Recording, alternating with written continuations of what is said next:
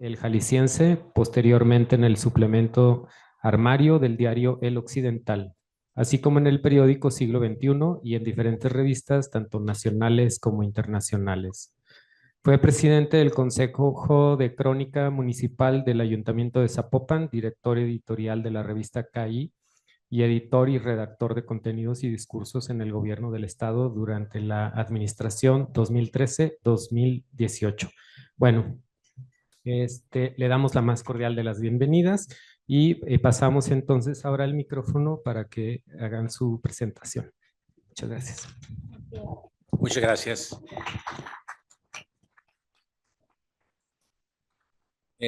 Gracias primero a la ESARC por la invitación, directamente a mi querida Arabela, que fue a la que se le ocurrió que podíamos tener esta charla, y desde luego también a Marlene por acompañarme aquí, porque si no estaría yo hablando como loquito y eso no es buena idea. Exactamente, como loquito que quiere publicar un libro. Ahorita.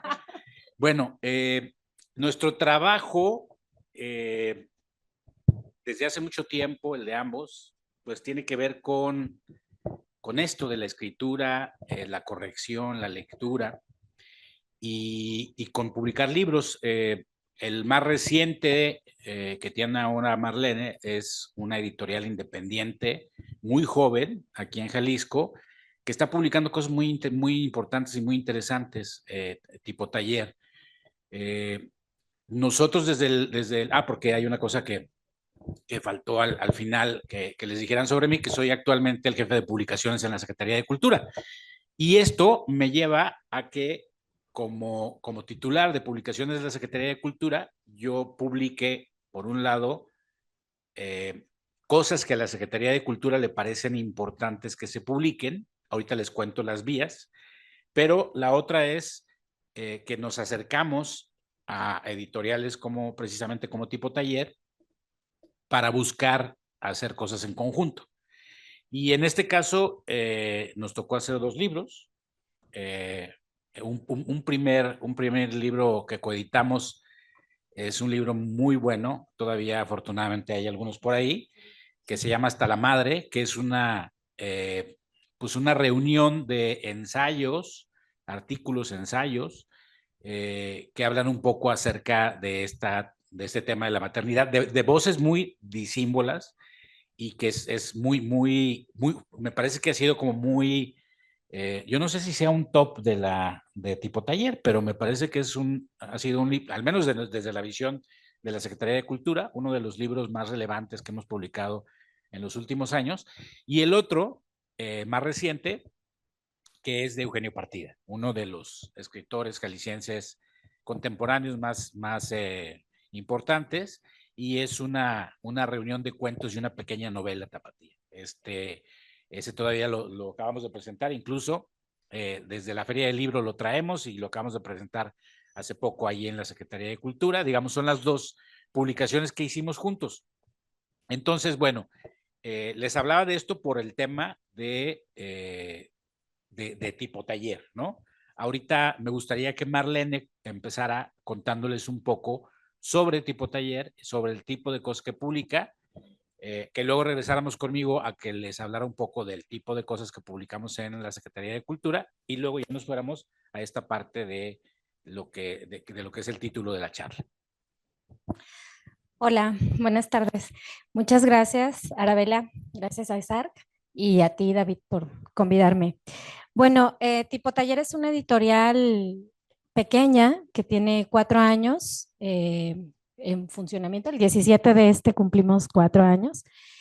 Nos constituimos en pandemia también, o sea, fue así como Arabela tenemos una materia ahí pendiente con Arabela. Y bueno, cuando nosotras nos constituimos realmente dijimos que no íbamos a editar literatura.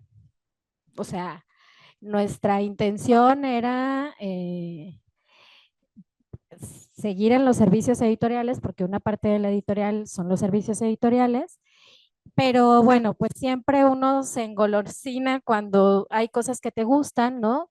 Este sería como mi primer comentario sobre los criterios de selección de dictaminación de la obra, ¿no? Que te llegan libros para dictaminar y saber si son buenos para publicarse, si tienen una salida y sobre todo si se pueden vender, ¿no?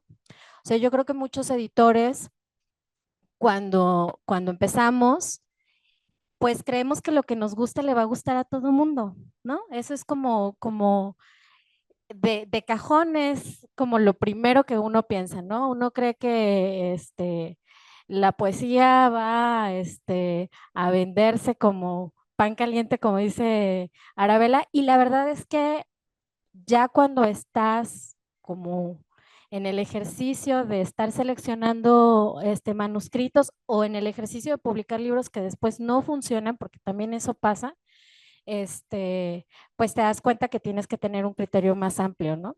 Entonces, como a nosotras nos absorbía mucho tiempo los servicios editoriales, cuando vimos la opción, el primer libro creo que de coedición que tuvimos fue con el Instituto Sonorense de Cultura. Nosotras tenemos un catálogo muy breve, creo que son como 12 libros, una cosa así, de todos estos 4 años, ¿no? Entonces, realmente nosotras publicamos 3 o 4 libros de nuestro catálogo al año. Y eso nos obliga, por tiempos y por un montón de circunstancias, a ser muy selectivas en cuanto a las obras que vamos a publicar. Decía David de este libro de Hasta la Madre, Los confines políticos de la maternidad, que cuando yo lo leí tenía como, cuando leí el manuscrito, que nos lo hizo llegar Alicia Caldera, que es la coordinadora de los ensayos, del contenido, tenía mucho como estábamos en plena pandemia, no, saliendo de pandemia, y tenía, estaba muy inclinado hacia la pandemia, ¿no? Y entonces como uno de de las primeras preguntas que debimos resolver es, ¿esto va a funcionar en 5 años o no? ¿No? O para hasta cuándo queremos que viva el libro, porque también es eso, o sea, cuando son libros así, pues tienes que pensar en si va a funcionar a futuro, ¿no? Y entonces, pues a mí me pareció importante dejar ese registro porque justamente los ensayos hablaban de esta disparidad en la crianza que se había acentuado con la pandemia, ¿no? Y yo decía, bueno, es que vamos a borrar la pandemia, o sea, la pandemia sí pasó y sí tuvo una como influencia pues, en todo lo que en nuestra vida cotidiana, ¿no? Entonces, con cierto también recelo, decidimos hacerlo, pero también como, o sea, arriesgándonos a que podía funcionar o no en 2 años, ¿no? Y la verdad es que es el bestseller de Tipo Taller, lleva 2 reimpresiones y se sigue acabando, ¿no? Entonces, hay un poco también como el espíritu de arriesgarte, funcionó. No sé, son como los primeros factores de los que yo puedo hablar, ¿no? De cómo tienes que tener cabeza para dictaminar un manuscrito. Ahora, a nosotros también les contaba esto del Instituto Sonorense de Cultura, es que creo que tiene que ver mucho con lo que tú haces también en Secretaría de Cultura en Publicaciones, que es, a nosotras nos llegaban manuscritos que nos proponían, bueno, nos llegan, ¿no? De instituciones de cultura, secretarías de cultura, que hacen convocatorias para publicación, ¿no? Todo esto de literatura, de novela, poesía, teatro, no sé. Y de alguna forma ahí ya viene una criba, ¿no? Ya viene como una selección de todo lo que puede producir un estado y de autores que quieren publicar, y de alguna forma eso nos apalanca un poco la búsqueda, ¿no? O sea, estas propuestas que ya vienen filtradas por otros lectores de las propias secretarías o de los institutos de cultura. Bueno. Lo que dice Marlene de lo que nos gusta, esto es algo bien importante. Lo puede decir ella porque es su negocio, es su editorial. no lo puedo decir yo porque en realidad yo no publico mis gustos, ¿no? Yo estoy al frente de una institución pública y no puedo hacer eso. De hecho, publico cosas que no me gustan y cosas que me gustan también, porque aquí ocurre de otra manera. Les voy a platicar un poco. ¿Cuál es la manera en la que alguien puede publicar por medio de la Secretaría de Cultura? Número uno, hay convocatorias que tiene la Secretaría de Cultura y entonces es una manera de acercarse a publicar. La más importante que tenemos en este momento se llama La Maleta de Hemingway y es una convocatoria que está abierta, es muy generosa esta convocatoria porque lo que busca son primeros autores y autoras en cualquier género y de cualquier tema. Normalmente las convocatorias suelen ser de cuento, de ensayo, de novela. Esta no, esta convocatoria es abierta completamente. Entonces no restringe el que alguien pueda presentar memorias, apuntes de viaje, historietas, libro ilustrado, en fin. El único requisito, los dos únicos requisitos son, número uno, que nunca antes se haya publicado un libro, porque es una convocatoria para primeros autores y autoras. Y número dos, que sea jalisciense o que demuestre que al menos tiene un par de años viviendo aquí en el estado. Son los únicos requisitos. Esa convocatoria se ha emitido a lo largo de los últimos 4 años. La cuarta convocatoria se dio al principio de este año. Entonces, esa es una. Pero no es la única. Hay otras convocatorias que sí son específicamente para géneros. Por ejemplo, la convocatoria del premio Agustín Yáñez de cuento. Esa es una convocatoria que es exclusivamente para cuentistas. Y hay otro par de convocatorias que hacemos con la federación, una que es el premio Elías Dandino, el de poesía, que es a nivel nacional, y el premio de ensayo joven José Luis Martínez, ensayo para menores de 35 años. Esas son las convocatorias que cada año se emiten por medio de la Secretaría de Cultura y a la que todos pueden acceder. Hay también otra pestañita dentro de estas convocatorias que son las becas Proyecta, que ahí también se pueden presentar proyectos de libros. Dentro de Proyecta, que cada año emite la Secretaría de Cultura, hay un apartado para presentar también proyectos de publicaciones. Y cada año, varía mucho dependiendo de la cantidad que llegue, pero cada año se están apoyando 3 o 4 o 5 proyectos de libros. Entonces, esa es otra de las salidas. Luego, quienes no vean que por ahí les pueda convenir, quienes no les gusta meterse en una convocatoria, que yo repito que, por ejemplo, para la de cuento, que es un premio nacional muy importante, la Agustín Yáñez, sí es un tema difícil porque en general llegan aproximadamente 300 propuestas y son de autores pues muy reconocidos a nivel nacional. Ahí está muy difícil, está muy competida. Sí, sí, claro, porque tienen un premio de 100,000 pesos y la publicación. Pero en la maleta de Hemingway, por ejemplo, estamos publicando en esta última emisión 16 libros. Entonces, no hay premio más que la publicación, pero me parece que es mucho más sencillo, ¿no? Es decir, en el Agustín Yáñez tienes una posibilidad en 300 y en el caso de la maleta, pues hay 16 oportunidades en 100, ¿no? Me parece mucho más accesible. Bueno, la otra es que si en ninguna de estas encajas, puedes tú hacer tu propuesta enviando tu manuscrito a la Secretaría de Cultura para decir, yo tengo este libro y quiero que lo publiquen. ¿Qué es lo que sucede ahí? Que la Secretaría de Cultura tiene un consejo de publicaciones que está compuesto por 9 destacados y destacadas investigadores, escritores, que todas las propuestas que llegan las leen y este consejo se reúne 3 o 4 veces al año para deliberar sobre lo que se debe publicar de esas propuestas que llegan, de acuerdo a los criterios de publicación que tiene la Secretaría de Cultura. Digo esto porque de repente suele suceder que nos llegue alguien con un libro que tiene que ver con una investigación de, no sé, que no es un tema de cultura, digamos, ¿no?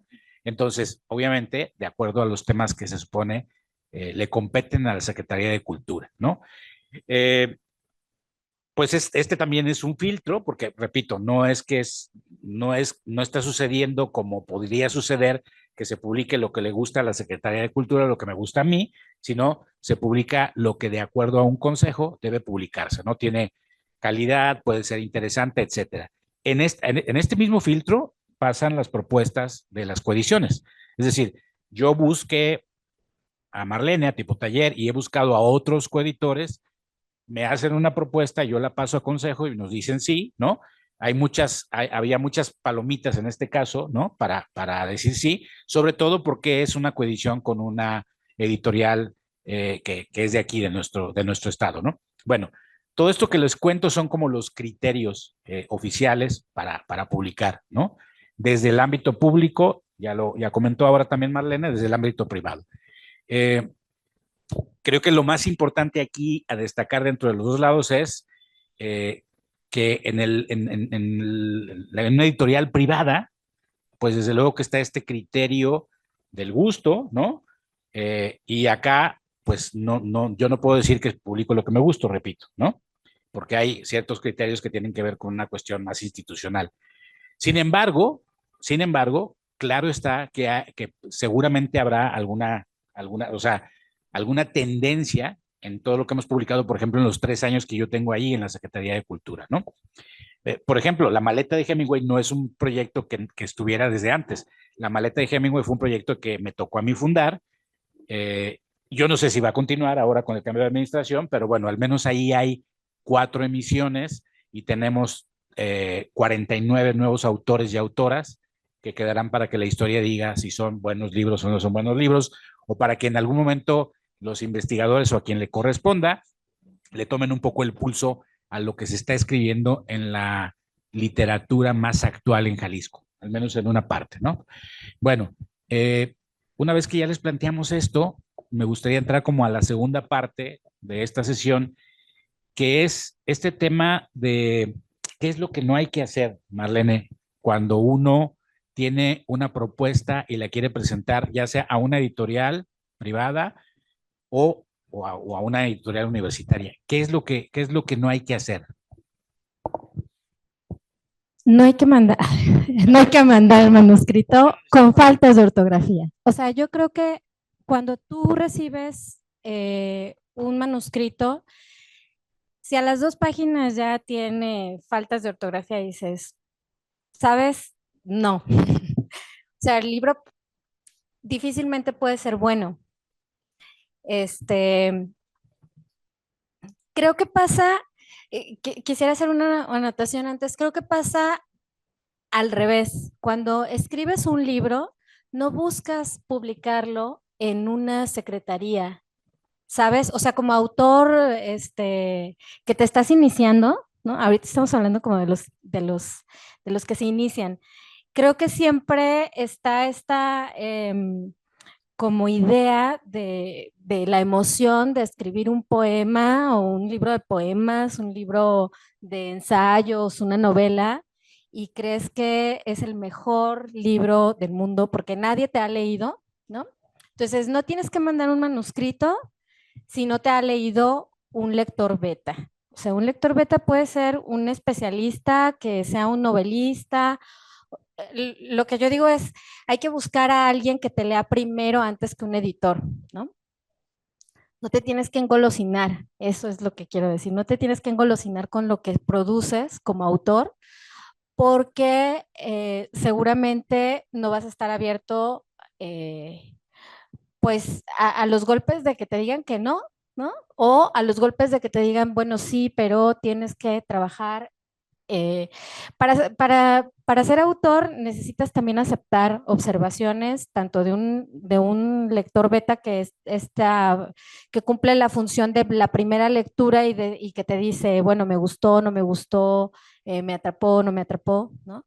Y creo que hay que buscar a personas, acercarnos a personas como un poco especialistas de lo que estamos escribiendo, ¿no? Darle una revisada, o sea, no enamorarte tanto de tu texto al grado de no aceptar una crítica, ¿no? Creo que un buen consejo también sería como buscar esas editoriales o esas convocatorias que dan ventana o que dan salida al género que tú estás tratando de publicar, ¿no? O sea, por ejemplo, no sé, No te vas a acercar a una editorial como la de Arabella, que publica arquitectura, ¿no? Para que te publique un libro de ensayos sobre, ¿qué te gusta? Sobre poesía. Sí, claro, o sea, hay- creo que lo primero que uno debe hacer cuando tiene un manuscrito es investigar las editoriales, ¿no? Ver qué están publicando, porque casi nadie ve lo que están publicando. Casi siempre es, ay, encontré una editorial y lo mandan, ¿no? Pero no hay como una investigación. Y yo también lo que le recomiendo a la gente cuando a veces doy talleres es, vete a las librerías, ve los títulos de los libros de tu género, lee las cuartas de forro, investiga un poco qué está pasando con lo que tú, o sea, con el género que tú quieres publicar, ¿no? O sea, documentate un poco. Creo que ese sería como en principio, ¿no? Y muy importante que te lean y muy importante que cumplas con las reglas básicas de la gramática y la ortografía. Esto parece, esto que dice Marlene parece sí, podría parecer como muy simple, pero les voy a comentar algunas cosas que me parecen importantes. Me ha tocado ser jurado de varios concursos, pero también me ha tocado estar presenciando como institución discusiones de jurados para premios nacionales, ¿no? Bueno, ya mencioné ahorita el Yáñez y algunos otros. Eh, Imagínense un premio que recibe 300 libros, ¿no? Entonces, ¿saben qué es lo que dicen los jurados? Eh, a ver, yo en 2 meses no puedo leer 300 libros. ¿Cuál es uno de los primeros criterios que hago? Lo que decía Marlene. Empiezo a leerlo y si en las primeras 2, 3 páginas algo está mal escrito o hay una falta de ortografía, lo dejo. Lo dejo. He ahí la importancia de que si, ok, ustedes no son expertos en ortografía, pues que se lo pasen a alguien, a un editor, a un experto, para que se los corrige, los pula y los deje limpiecitos, ¿no? Y así mandarlo, porque ese puede ser un criterio de descalificación, así como se los menciono. Parece injusto, porque a lo mejor ese libro es muy bueno y, ¿no? A lo mejor era muy bueno, a lo mejor el primer cuento no era tan bueno y en un descuido se le fueron algunas cosas en el primer cuento y los otros 8 cuentos eran maravillosos, ¿no? Pero ya peló porque el jurado decidió que ese iba a ser su criterio. Y no es uno, son varios los que me ha tocado que digan que ese es un criterio, ¿no?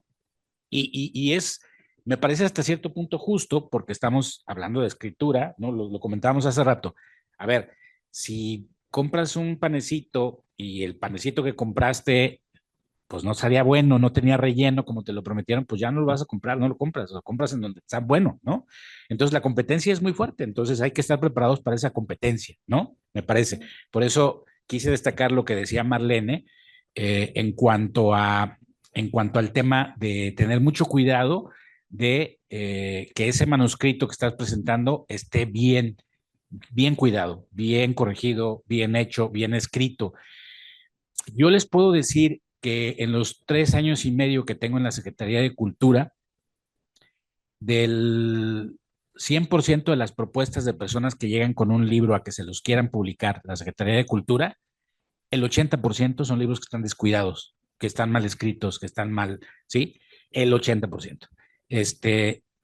Y que cuando el jurado les da el dictamen y les dice, te aconsejo que vayas a un taller, que te acerques a un taller, que reescribas el libro, le falta trabajo a tu libro. No estoy muy seguro de que la mayoría sean tan receptivos. Hay algunos que seguramente sí, y hay algunos, me da risa porque hay muchos que yo les entrego el dictamen de que el jurado dijo que no porque le hace falta, está muy verde, hay que seguirlo trabajando, y a los 2 meses lo veo publicado en algún lado. Y yo digo, caray, bueno, hay gente que lo quiere publicar y así como está, ¿no? Y que no está convencida de que lo que se somete a un jurado, pero no, se quiere morir con la suya, ¿no? Y termina publicándolo. Pero también he visto lo contrario, también he visto gente que sí va y se mete a un taller y le chambea y lo trabaja y lo trabaja y lo retrabaja. Hay un caso de un libro de La maleta de Hemingway, de esta última emisión, que la metió a la primera, a la segunda, a la tercera no salió, y hasta esta cuarta salió, ¿no? Yo creo que el primero que presentó lo siguió trabajando, o sea, le faltaban 3 años de trabajo a ese libro, ¿no? Para que 3 años después ya el jurado dijera, este libro está muy bien, ¿no? En los primeros 3 jurados, nunca ningún jurado había votado por ese libro, y en esta cuarta emisión, unánimemente los 3 jurados dijeron, este libro se tiene que publicar, ¿no? Entonces, bueno, no es poca, puede sonar como muy básico el decirlo de la ortografía, pero no es poca cosa. ¿Qué otra cosa, Marlene? ¿Qué otra cosa sí o qué otra cosa no? Okay. Considera. Ay, estaba pensando justamente en eso de que los libros que nos llegan a tipo taller, ¿no? Desde el correo como nos los envían, que se presentan a sí mismos así como que la van a romper, ¿no? Y luego uno, eh, bueno, nosotras hacemos como una investigación, ¿no? De quién es o sea, quién es el que nos está mandando, lo buscamos en internet, le preguntamos si es un narrador. Yo casi siempre estoy así como, oigan, ¿conocen a este novelista o algo, ¿no? Un poco de referencias. Y cuando no hay referencias, bueno, es que ese es un criterio de nosotras, ¿no? Como tú lo decías, o sea, cuando no hay referencias y luego el texto no te da, dices, híjole, o sea, esto, tienen que trabajar el texto más. Y creo que ese es un error muy, muy común de creérsela que lo que ya escribieron ya está para publicarse, ya no le quieren trabajar más, ya lo quieren así. Entonces, creo que eso es uno de las cosas que no se tienen que hacer, o sea, no tienes que confiar. Generalmente las personas que están como, o bueno, los escritores amateur, ¿no? Que están muy confiados de lo que escribieron, es una que no los han leído o dos que no han leído también, ¿no? O sea, que proponen sus libros y creen que la historia que tienen o los poemas que tienen, por primera vez ya ellos lo están tratando y la verdad es que no, porque justamente ahorita me convocaron a una antología, porque yo también escribo, ¿no? Me convocaron a una antología sobre poemas que tienen que ver con Homero. Homero, no Simpson, Homero el de la Ilíada, ¿no? Y entonces el antologador, el editor, que es una editorial de allá de Chihuahua, Medusa, eh, pues me dice, es que hay un montón, o sea, parece como un tema ya terminado, ¿no? Pero es que en literatura, o sea, en escritura creativa, los temas no se agotan, ¿no? O sea, la gente cree que lo que está escribiendo es lo primerito, es la primera vez que se va a decir, y la verdad es que no. O sea, a mí me ha pasado que tengo allí un inicio de una novela y yo decía, no, es que es buenísima, ¿sí? Y después me encontré como con 3 novelas cuando lo estuve platicando con otras personas y me decían, no, es que ya fulanito la escribió, y me pasaron las novelas, ¿no? Entonces, como no creer que el tema que estás tratando es la primera vez que se está escribiendo. En realidad es que ya todo se escribió. La cosa es encontrar la forma de cómo decirlo. Creo que ahí, o sea, que el error es también de muchos escritores, ya llegué al punto, el error de muchos escritores es que creen que lo están hablando por primera vez, ¿no? En ensayo, en poesía, en narrativa, y la verdad es que no, ¿no? O sea, ya todo está escrito, creo. Sí, de acuerdo. Hay un punto que yo les quiero comentar porque muy seguido me sucede y es, de veras no se preocupen tanto, no tengan tanto miedo porque los vayan a plagiar. Mucha gente que llega a darme su escrito y les digo, dámelo, mándamelo por correo electrónico para yo enviárselo a los 9 jurados, a los 9 destacados escritores, investigadores que van a leer tu trabajo y van a dictaminar, entran en pánico y en desconfianza y me dicen, y me lo dicen. ¿Y yo qué seguridad tengo de que ellos no vayan a plagiar mi trabajo? Yo quiero decirles una cosa.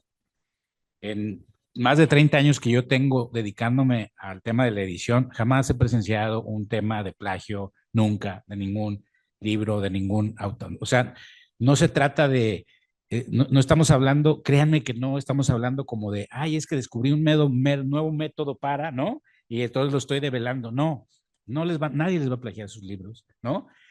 Hay gente que sale de ahí y se va a la oficina a registrar el libro y entonces ya después de registrarlo va y me lo lleva y ya tiene la seguridad de que con ese registro, ¿no? En Indautor ya nadie lo va, ya está protegido, ¿no? Si se los quieren plagiar, se los van a plagiar, ¿no?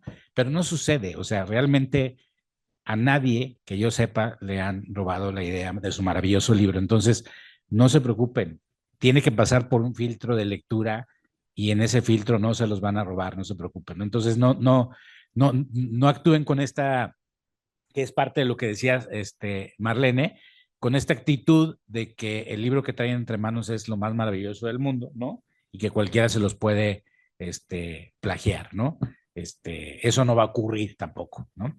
Bueno, como ya veo que nos estamos acercando peligrosamente casi a la hora de charla y no quiero que se convierta esto en un nada más que nosotros estemos hablando, me gustaría pasarles el micrófono a ustedes para que si tienen alguna pregunta concreta o alguna duda o algún comentario para Marlene o para mí, con mucho gusto no la hagan, por favor. Hola, ¿qué tal? Bueno, respecto a esto, bueno, yo soy como formación de arquitecto, pero en cuestiones de textos y demás, que para publicar, ¿qué tan polémico sería utilizar la inteligencia artificial? O sea, sí sé que es un tema y cómo va a evolucionar este tema y también si va a haber, pues también inclusive escritura respecto a estos temas. O sea, sé que se ha escrito de eso, pero, o sea, la relación que hemos tenido con esta herramienta.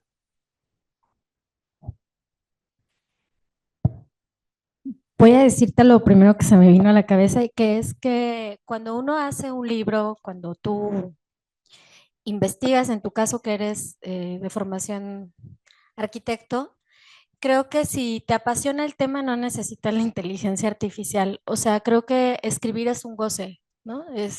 Te va llevando a profundizar en tus intereses, y la investigación, la escritura, eso te va guiando, ¿no? Y no sé, te lo digo también porque yo escribo y difícilmente yo utilizaría la inteligencia artificial. No estoy como desde una postura moral. Me parece que sí hay una cuestión ética allí, ¿no?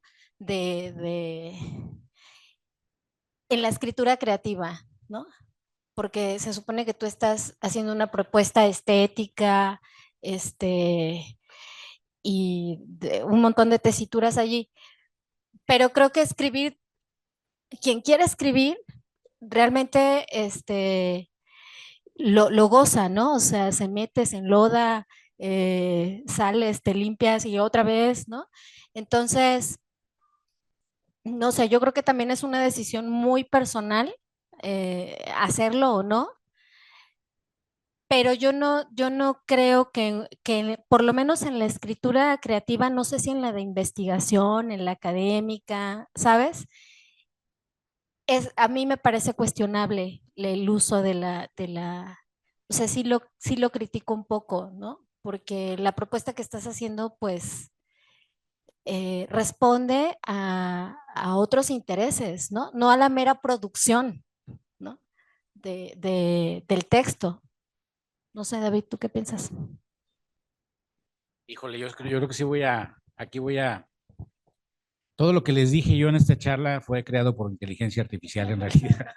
No, yo creo que híjole, es para una mesa el próximo año, este tema de la inteligencia artificial, porque creo que sí nos llevaría una mesa. Pero lo único que voy a decir es que quizá estamos en los principios, estamos empezando, es como nos da de repente un poquito de miedo, pero yo sí creo que es una herramienta bien interesante y bien valiosa. Les quiero confesar que hay un libro que acabamos de editar nosotros recientemente, cuya portada la hicimos con inteligencia artificial. Ah, sí, cierto.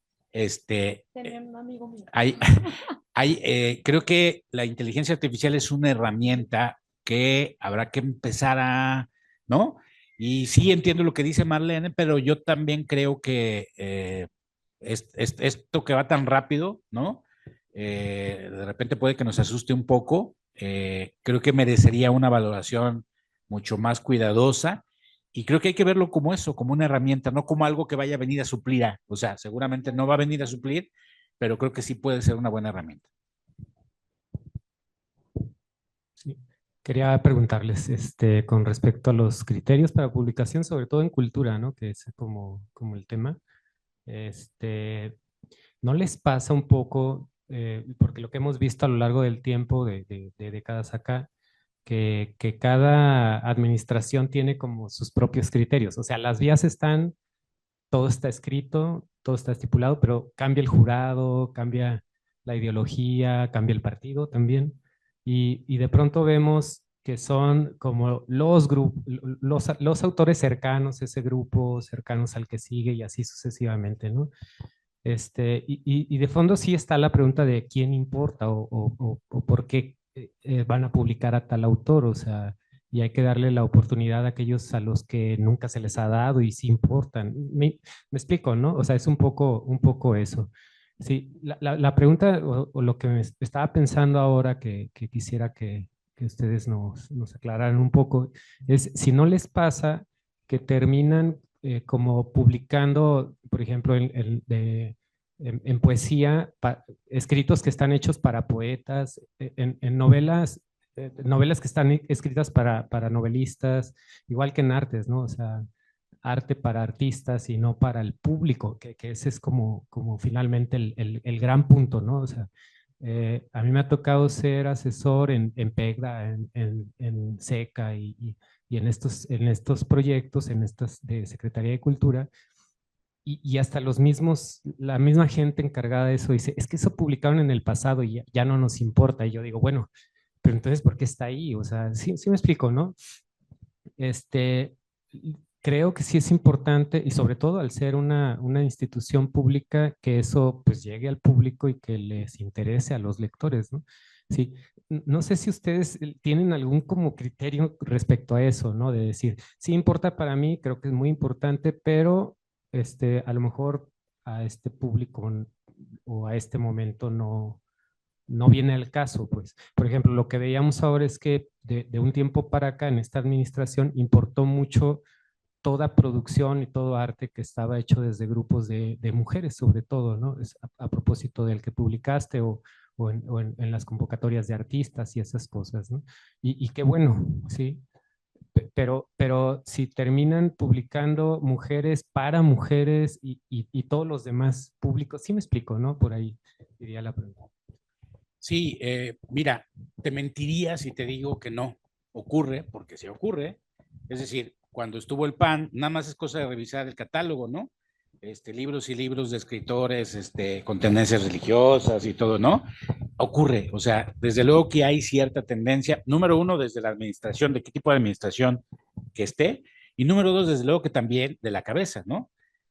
Lo que uno tiene que hacer después es como tratar de poner ciertos filtros, ¿no? Sí creo que la actual secretaria impuso, no impuso, sino quiso equilibrar ciertos temas que en años pasados estaban desequilibrados, ¿no? Un poco. Pero por otro lado, creo yo que tratamos de que se equilibrara el tema y que no estuviera tan cargado, ¿no? A mí me parece, por ejemplo, que el tema de la maleta de Hemingway es un gran ejemplo, ¿no? Ahí tenemos 49 nuevos autores y autoras jóvenes, primeros autores y autoras, que yo no recuerdo una época, Arabella, tú desmiénteme, en la que se haya publicado en 3 años a tantos nuevos autores y autoras, ¿no? Jóvenes, que era un tema que estaba descuidado en los últimos años, digamos, ¿no? Que por ejemplo Juan Francisco lo hizo mucho en la época en que publicó. Yo pensé, la verdad, mucho en ese ejemplo de Juan Francisco cuando publicaron a Víctor Ortiz Partida, a León Plasencia Añol, a Mauricio Montiel, a aquellos que eran primeros autores que hoy ya son como autores consolidados, ¿no? Es un poco la apuesta también con el caso de La Maleta. Y lo que se trata de hacer en ese sentido es, repito, equilibrar, por ejemplo, con un consejo que tiene pues muy diversa índole, ¿no? O sea, en la que no hay amigos, digamos, no hay amigos ni de la secretaria ni míos, sino que es como con voces muy distintas, ¿no? Por un lado, y por otro, pues en las convocatorias no podemos ahí sí por meter mano, ¿no? Entonces, lo que te quiero decir es que por ejemplo, del año pasado que publicamos 32 libros, pues muy posiblemente de esos 32, a lo mejor en 4 o 5 sí hubo un criterio cargado, pero en los otros no, ¿no? Y eso ya, creo que ya es mucha ganancia el tener el 80% en los que no hay ese criterio y un 20% en los que seguramente sí lo hay, ¿no? Yo, más que una pregunta, tengo un comentario. No es cierto. Sí tengo una pregunta para Marlene, porque por la naturaleza de la pregunta. ¿En algún momento cuando ves un manuscrito piensas en un retorno de inversión? ¿Cómo lo atacas, no? O lo trabajas, pues más que atacarlo. No, pues es que eso es lo que primero tenemos que pensar, o sea, realmente todo lo que dije hace rato de, como de si te gusta, si no te gusta, tienes que trabajar en el desapego mucho, ¿no? O sea, en el desapego de tus intereses también. Yo al principio decía, yo no quiero publicar poesía en tipo taller, ¿no? O sea, porque yo soy, o sea, yo escribo poesía y no quiero que eso influya y que me vaya como gorda en tobogán, publicándole a todos mis amigos que admiro, ¿no? Porque la verdad es que, como decía aquí Aldo, o sea, hay muchos libros en poesía que se escriben para poetas, o sea, que son muy referenciales y que para leer ese libro necesitas pues como una documentación en poesía, ¿no? O también en narrativa, o sea, en todos los géneros puede haber esto, ¿no? Pero nos ha costado mucho ver eso en tipo taller, o sea, la verdad es que la selección que hemos hecho del catálogo, que me parece que es un catálogo muy ecléctico, ¿no? O sea, tenemos a Eugenio Partida, tenemos a Balam Rodrigo, a Ethel Krause, o sea, hemos publicado ensayo, novela corta, poesía, cuento, crónica. Ajá, crónica de viaje, además. O sea, yo no sabía cómo vender un libro de crónica de viaje. ¿Cómo vendes un libro así? ¿A dónde lo llevas? ¿Cómo lo presentas? ¿Sí sabes? Entonces, eh, eso de pensar en el retorno de inversión es lo primero que tienes que pensar cuando eres una editorial independiente. Lo que a nosotras nos ha amortiguado mucho es que nuestro catálogo está hecho de coediciones. Es decir, nosotras no hemos sacado un libro, no hemos publicado un libro sin coedición. Y eso a nosotras nos da como un colchón, nos invertimos. Nuestra inversión es, por ejemplo, con los libros que hemos hecho con David, ellos pagan la impresión y nosotros invertimos en la edición, corrección, diseño de interiores, diseño de tapas y en la promoción y la distribución de los libros, ¿sí? Digamos, vamos un 50-50. Y eso nos ha permitido que los libros tengan 2 o 3 años de vueltas, ¿no? Yo digo, me lo imagino como unas vueltas, ¿no? A ver, pues presentamos el libro de Eugenio Partida en la FIL y yo calculo que a ese libro todavía le faltan como 3 años de promoción para agotar el tiraje. Si yo solo hiciera eso, no como.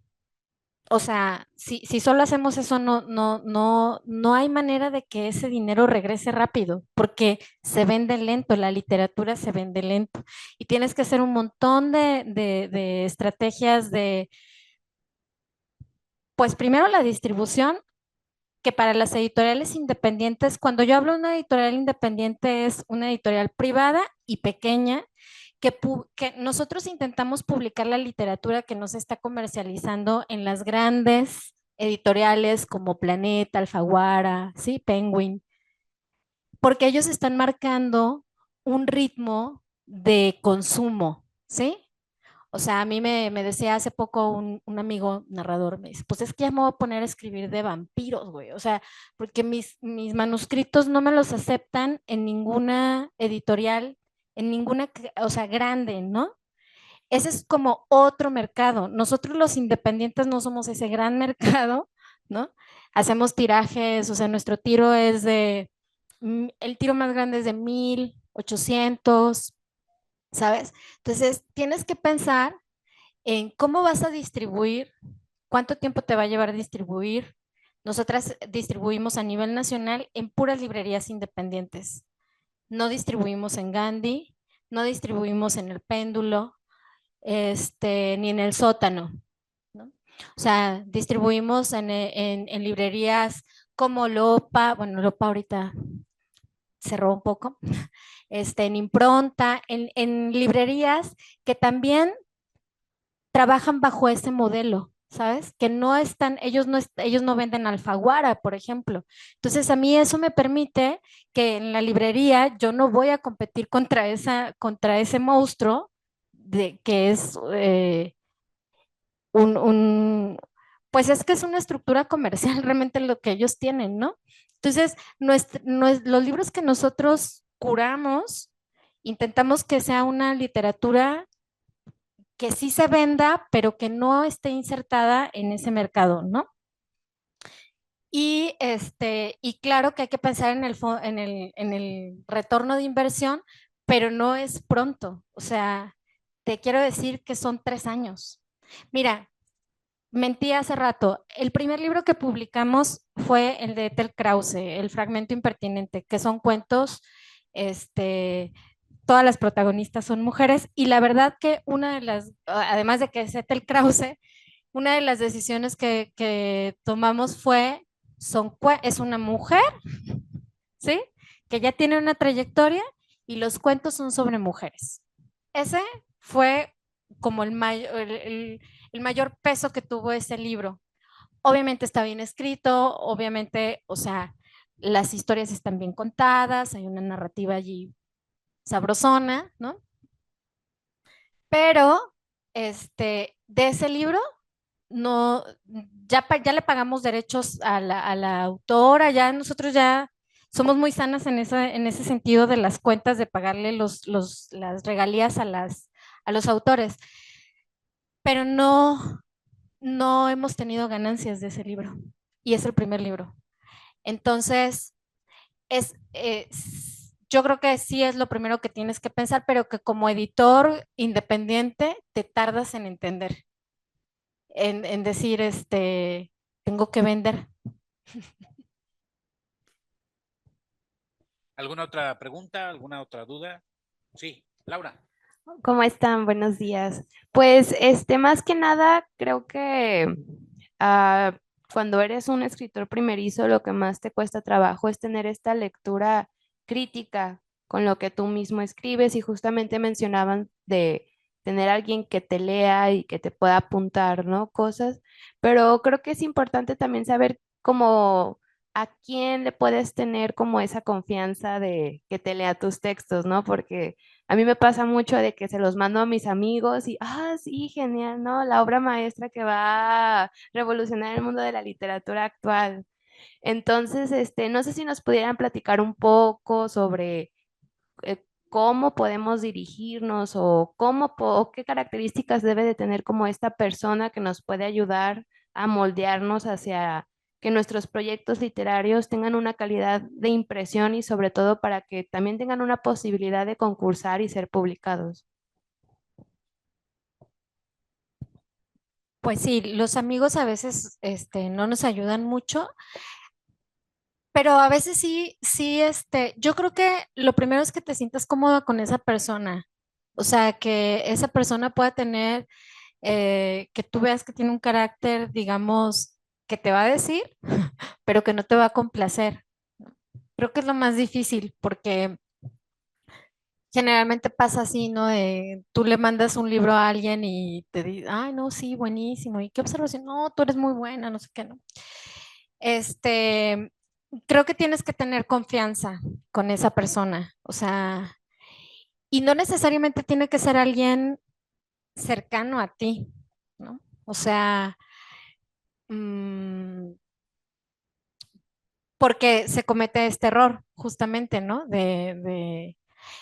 Creo que, por ejemplo, si estás en un taller, no tiene que ser tu tallerista el que, cuando ya estás pensando en publicar, ¿sabes? O sea, como buscar un par, más o menos como en ese nivel que esté como entre tu tallerista y, no sé, se me ocurre de entrada eso, que luego, ¿sabes qué pasa también? Que buscamos no sé, a mí me pasaba, yo buscaba a que me leyeran poetas bien fregones, pues nadie me pelaba, ¿no? O sea, no tienen tiempo, la verdad. Y a lo mejor pensar en una especie de retribución también, a lo mejor si no es monetaria, como hacerle una propuesta de, oye, yo quiero que revises mi libro, dime qué puedo hacer por ti, ¿no? Porque la verdad es que muchas personas, o sea, editores, escritores rechazan ser un lector beta justamente por eso, porque luego se te va un montón de tiempo y no es mala onda, ¿no? Pero también la gente que se dedica a esto, pues le invierte tiempo a tu obra y y luego pues nomás ahí se va el comentario y se te van las horas y ya, nunca más vuelves a ver a la persona y pues la verdad es que es una inversión, digamos que es pues es una lectura crítica, ¿no? No sé. Yo creo que a mí me queda claro con los libros de la maleta que yo creo que al menos la mitad vienen de talleres literarios, ¿no? Creo que funciona mucho este tema de los talleres, ¿no? Talleristas, talleres, y cuando digo talleristas, no nada más el que dirige el taller, sino los que van al taller, que terminan siendo como tus amigos, tus pares, y a mí en lo personal me funcionó mucho cuando hace muchos años empecé en esto, que los amigos con los que iba se terminaron convirtiendo como en mis lectores, pues, ¿no? Y entonces, como es un poco como que así como encuentras a lo largo de tu camino amigos que te van acompañando, también lectores. También lectores, tú lees lo que ellos escriben y tú les haces como los señalamientos, las observaciones, y ellos te la hacen, ¿no? Yo lo puedo decir que tengo estos 2 o 3 amigos que leen todo lo que escribo y yo leo todo lo que ellos escriben y que nos tenemos toda la confianza como para decirnos, oye, esto está malísimo, ¿no? Métele más, o este está muy bueno, etcétera, ¿no? Muy, muy lejos como de cualquier otro criterio más que el criterio como lector. Y que también puede funcionar mucho de personas que no tengan nada que ver con el tema, ¿eh? O sea, es decir, amigos tuyos que no les interesa en lo más mínimo la literatura y que a lo mejor puedan tener una opinión mucho más, ¿no? Mucho más parcial, pues, ¿no? Imparcial. Por ahí. ¿Alguien más? Creo que ya nos pasamos, ¿no? Bastante, Arabella. Sí, sí, sí, claro, claro, no, sin problema. Gracias. Bueno, mi última pregunta sería, son dos muy breves. Una es si habrá quinta edición de La maleta de Hemingway y pues suena muy interesante ese proyecto. Y la otra es acerca de esto, de que no hay nada escrito nuevo, o más bien que ya todos los tópicos existen y que lo importante es cómo lo abordas. Me recordó un poco el texto de Jiménez Belmonte, el de Un texto en camino, publicado por Luis Tormenta. ¿Cuáles serían de repente si, qué le dirían a un escritor primerizo si de repente se enfrenta o se da cuenta que tal vez lo que está escribiendo de repente ya está escrito en muchos lados, pero además como escritor primerizo tal vez lo que sucede es que o tienes una excesiva confianza en lo que estás escribiendo, o realmente no la tienes, ¿no? Y tal vez de repente estos tropezones de ver algo un tema que tal vez ya existe y tú lo estás escribiendo, y tal vez te sucede un poco lo de Jiménez Belmonte, que tal vez no era tan similar su forma de escribir con la del escritor brasileño, pero tú te haces un rollo en tu cabeza, ¿no? Lo pregunto porque me ha pasado un poco, de repente escribo ciertos temas y me doy cuenta que hay muchos escritores como Neil No, no sé, Margaret Dudas, etcétera, que han escrito temas similares. ¿Cuál sería el consejo para estos escritores primerizos de cómo enfrentar de repente esto, verte en un espejo reflejado en otro autor, de cierta manera? Gracias. Tú contestas la difícil y yo la fácil. Mira, la fácil, la de la maleta. Mira, Si me quiero ir políticamente correcto, ¿no? E institucional, yo te diría, no sé, la administración entrante, no sabemos qué planes tengan, ¿no? Mi labor termina el 5 de diciembre y el 6 entrará un nuevo equipo, entonces desconozco si ya hay proyectos seccionales y uno nunca sabe, ¿no? Pero como estamos aquí en confianza y no va a salir de aquí el chisme, ¿no? Yo tengo mucha confianza en que sí siga el proyecto. Te lo puedo decir porque yo tengo muy buena relación con el equipo de Guadalajara, el equipo que yo asumo que será el que va a estar en el equipo de Lemus que está en Guadalajara, asumo que al menos la mayoría de ellos pasarán a estar allí en la Secretaría. Y yo tengo muy buena relación con ellos y creo que a ellos les gusta mucho el proyecto de la maleta. Entonces, a lo mejor tendrá algunos pequeños ajustes, creo, ¿no? Pero yo confío en que el proyecto pueda seguir, porque además, por sí solo se justifica. Ha sido un proyecto al que le ha ido muy bien, que ha tenido muy buenos resultados y curiosamente muy buenas ventas también. O sea, de los libros que se venden más en la librería Mariano Suela, en las ferias de libros a las que vamos, son los de la maleta, ningunos otros. Entonces, estamos como con el top de ventas con esos libros. Entonces, creo que sí hay mucha justificación como para que el nuevo equipo, una vez que haga el análisis, decida que continúe con el proyecto. Espero que sí. Tú contestas la otra. Pues es como un poco romántico lo que te voy a decir, pero es que lo disfrutes. O sea, no puedes hacer nada. Los demás ya lo escriben, o sea, ya están escribiendo de eso y sé que es un poco tormentoso, ¿no? Como decir, "Ah, yo sí digo, malditos, ¿cómo escriben así? ¿Cómo se les ocurrió esa metáfora, ¿sabes? Pero decirte, confía, pues, ¿de qué vas a confiar? Disfrútalo. Pues, o sea, si ya lo vas a hacer, por lo menos que sea un goce para ti, ¿no? Creo. Tantos miles de años de literatura, de qué no se ha escrito? ¿Cómo nos, no? Imagínate qué difícil de escribir en esta época después de tantos miles de años de literatura. Y sin embargo, de repente uno como editor recibe un libro y se maravilla con cosas, ¿no? A mí hay un libro de la tercera emisión de La Maleta de un autor muy joven de Puerto Vallarta, que se llama Vladimir, muy joven, ¿eh? De los más jóvenes de La Maleta. Ahora creo que la más joven va a ser tú, Laura, pero sí, cómo no. Vladimir debe tener como 25, algo así, ¿no? Mira, te ves. Este es un libro de poesía, Vladimir Tapia, es un libro de poesía eh, con el tema de los desaparecidos, que ya se ha escrito, digamos, en este tema tan duro se ha escrito mucho en los últimos años, ¿no? Sin embargo, él escribe desde una experiencia muy personal porque a un primo suyo fue al que lo desaparecieron, y entonces la escritura no es este autor lejano que habla sobre el tema, sino es esta experiencia personal del primo al que desaparecieron. Y entonces narra un poco o trata de ponerle palabras a la experiencia que vive su abuelo, su abuela, su primo, su familia y el entorno, ¿no? Eh, el corrector del libro, cuando lo estaba corrigiendo, me habló y me dijo, estoy llorando con este libro.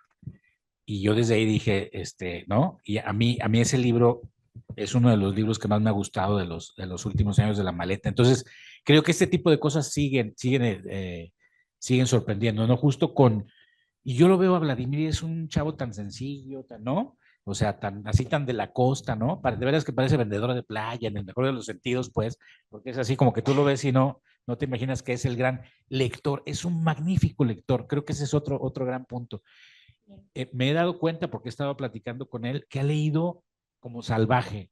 O sea, lee como salvaje. Entonces, tiene unas lecturas impresionantes. Y luego, claro, ¿no? Claro, pues su primer libro tiene una potencia terrible porque tiene una experiencia muy personal ¿no? que virtió, que lo lanzó ahí, lo vomitó, ¿no? Pero además está este tema de sus lecturas, de su experiencia previa como lector, ¿no? Entonces, ya también comparto lo que dice Marlene, ¿no? La pasión, siempre ahí la pasión. No, no. Daniel Vladimir es otro autor joven también de aquí que escribió un libro que se llama Etología. Este otro Vladimir, el Vladimir que tú dices, Orozco, es con B chica. El otro Vladimir es con B grande, Vladimir Tapia. Y el otro Vladimir es de la tercera emisión, de la segunda emisión, y este es de la cuarta, de la tercera, perdón, de la segunda y de la tercera. Vladimir Tapia, sí. El libro se llama, Heriberto, ¿cómo se llama el libro de Vladimir? Se me escapó ahorita sí, se me fue ahorita el nombre, pero bueno, es un libro muy bueno.